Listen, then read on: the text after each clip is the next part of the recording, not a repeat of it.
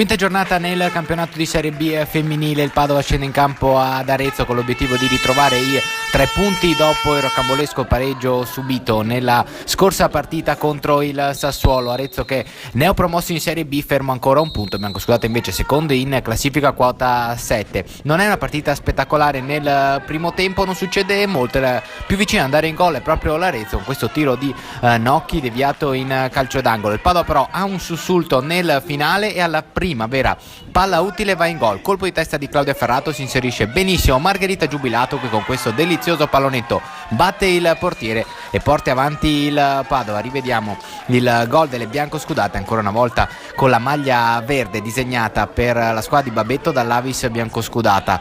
Il Padova che va vicino al raddoppio proprio allo scadere del primo tempo con questo tiro di Aurora Favero che supera di poco la traversa. Nel secondo tempo però tutto un altro Arezzo, dopo 4 minuti trova il pareggio con questa discesa bellissima di Nocchi che supera 2 biancoscudate, batte con uno scavetto Martina Donà in uscita. Forse qua poteva fare un po' meglio la difesa del Padova che quindi subisce il pareggio dopo 4 minuti del secondo tempo e dopo 19 va anche sotto. Mischia in area di rigore, la più svelta di tutti è Aterini che batte ancora Donà, l'Arezzo clamorosamente 2-1 in vantaggio. Un Padova che è rientrato un po' molle nel secondo tempo e si trova quindi costretto a rincorrere. È rabbiosa la reazione biancoscudata e dopo 2 minuti va subito al tiro con Fabruccio, si salva distinto il portiere, poi non riesce a ribadire in rete il Padova. Calcio di punizione di Michelona, ancora una respinta di pugno, ancora il Padova che non riesce a trovare il pareggio che però arriva al 29esimo minuto con Arianna Catuzzo, ancora un bel gol